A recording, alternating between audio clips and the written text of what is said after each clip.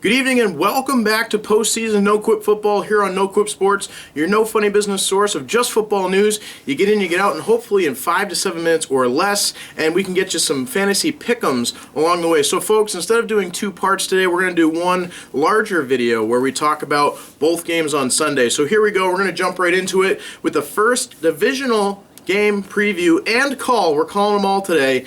First of all, we have the Pittsburgh Steelers visiting the Kansas City Chiefs at 1:05 p.m. Eastern on NBC for those of you who are looking to watch it. So let's talk about this. Let's start with Pittsburgh. First of all, they had a cakewalk last week. Miami, they did not come together. Obviously, they're on a second-string quarterback with Matt Moore. It was quite a simple game for them to put together. Ben Roethlisberger looked great. Le'Veon Bell looked great. Antonio Brown looked great. And all of their other supporting cast looked very good, as well as their defense, who put out a very, very good turnout. Once again, backup quarterback. This time around, they're going to be going against Alex Smith and an offense that has had a week to recover and plan for this Pittsburgh defense. So let's talk about them for a second here. Alex Smith, not one of those top-tier quarterbacks that people think of right off the bat. He seems more like a game manager, and for a guy like Jeremy Maclin and Travis Kelce, a lot of people look at them and go, well, their numbers are okay.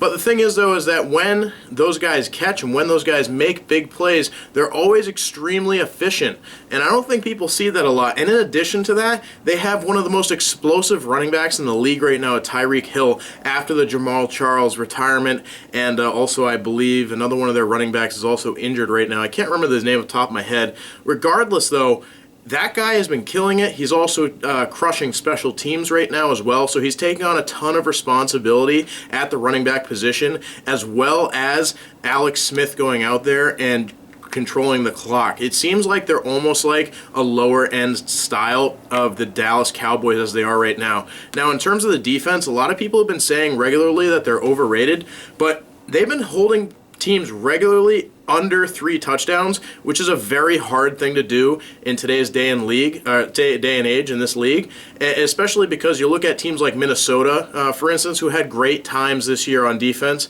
So things have been getting very interesting on the defensive side of the ball. As long as you can hold people under 3 touchdowns and score 4 or more, you're usually doing pretty well as things stand the way I see it personally. Next.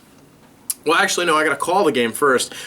This is actually a very difficult game to call. Both Sunday games are going to be very exciting to watch, I think. So I'm going to call Kansas City to win this game, but it's going to be very close, I think. I think that so long as Kansas City can keep a cap on the explosiveness of that Pittsburgh offense, they're going to do fairly well. So let's move into this next game here.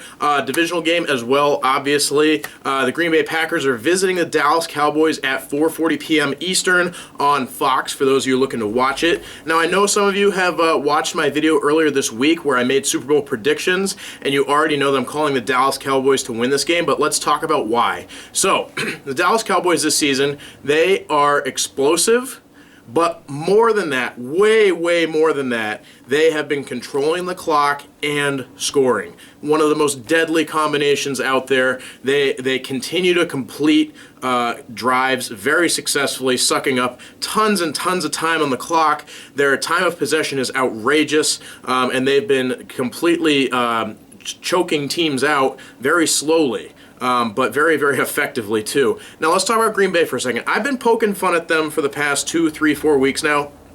The thing about them is they're a great team. I don't know how, though. I just don't get it. I don't understand how you can have a team like that, like the Green Bay Packers, with no running game at all, essentially, because Ty Montgomery is really a wide receiver. Christian Michael was basically a failed experiment. Now, they've had flashes, don't get me wrong. Ty Montgomery has been very good these past few weeks, but a lot of his numbers have been buffered because he's also catching a lot of balls, too. He's not all doing it out of the backfield. That's the thing that people are kind of forgetting here a little bit, is there is no true running game, which means that Aaron Rodgers is very, very dependent on his offensive line doing an above-average job, and for some reason, he's so good at ad-libbing.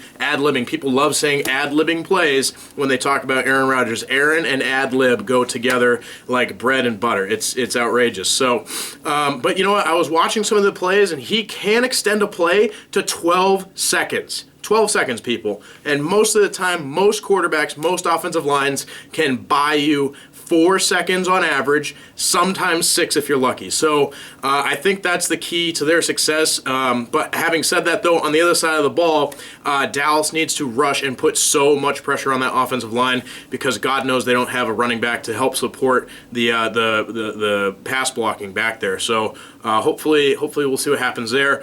Green Bay on the flip side of the ball as well. They've been having a ton of trouble down the right sideline, specifically their right cornerback and safety have been having a terrible year. I believe they're both rookies, maybe sophomores in the league, and they're just having a very tough time in general. So that's why I'm calling Dallas to win this game, is because they're just going to keep chucking it down the right sideline to Witten and probably Dez all day long. Their other two wide receivers, Cole Beasley, I'm forgetting his other name right now, have been crushing it all year long, especially when Dez was gone. They proved their worth. And then Ezekiel Elliott, haven't even mentioned his name all day long. That guy has been killing everybody, absolutely everybody. Like people, he just runs right through them. He doesn't care. He needs to keep getting fed all day long, and then Dak can just chuck the ball up down the right sideline every now and again, and they'll be fine. So that's my take on it. So anyways, folks, while you're all here, please don't forget to subscribe to NoQuip Sports here on YouTube by clicking the red button down below or the annotation that's about to be above my head. You can also like us on Facebook, NoQuip Sports on Facebook, and also you can follow us at NoQuip Sports on Twitter, where we live tweet games, and also we're going to be going live video pretty regularly, even in the off season with NoQuip Hockey. So please check that out, especially if you're a hockey fan. We'll be doing a lot of stuff with Josh on that. But anyways, friends, as always, I hope you have a glorious day. I hope you enjoy this great divisional weekend. We're going to be going live directly after the games to give you a live reaction and of how they went down and everything like that. And then next week, we will begin talking about the conference championships. So I hope you all enjoy this weekend of football. And as always, I love this part. Go football.